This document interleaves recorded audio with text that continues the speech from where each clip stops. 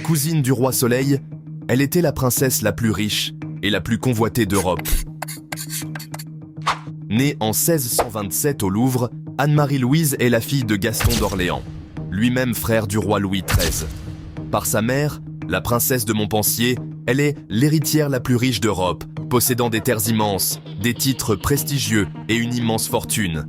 Dès son plus jeune âge, on lui promet un mariage royal avec un roi ou un empereur. On parle même d'une union avec son propre cousin, le roi Louis XIV. Rêvant de devenir reine de France, elle attend patiemment son mariage avec le roi et refuse toutes les autres propositions. Elle ne veut pas d'un mariage d'État, elle veut être libre de choisir son destin, et sa fortune lui permet de trier les prétendants. Elle gagne ainsi le surnom de Grande Mademoiselle, pour la distinguer des autres jeunes princesses. Mais en 1652, tout bascule. Une révolte des nobles, connue sous le nom de la Fronde, secoue le pouvoir royal. Son père, ainsi que plusieurs de ses cousins, rejoignent la révolte. Voulant faire plaisir à son père, elle rejoint les frondeurs et fait ouvrir les portes de Paris aux insurgés, ordonnant le tir des canons sur l'armée royale.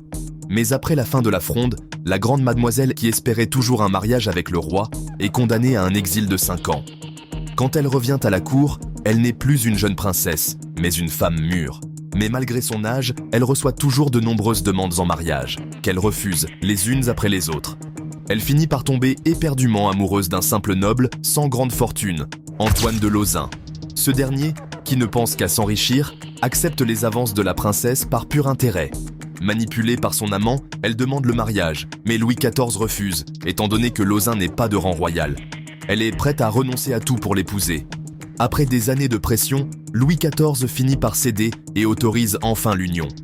Mais en échange, il exige que sa cousine désigne comme héritier de sa fortune le duc du Maine, fils illégitime. Elle accepte et se marie avec Lauzun. Mais très vite, ce dernier la trompe, dérobe une partie de sa fortune et n'hésite pas à la rabaisser. Finalement, elle rompt avec Lauzun et reste seule jusqu'à sa mort, en 1693, à l'âge de 66 ans. Ses nombreux titres et propriétés sont répartis entre plusieurs membres de la famille royale. Défiant les codes, elle fut la maîtresse de son destin, jusqu'au bout.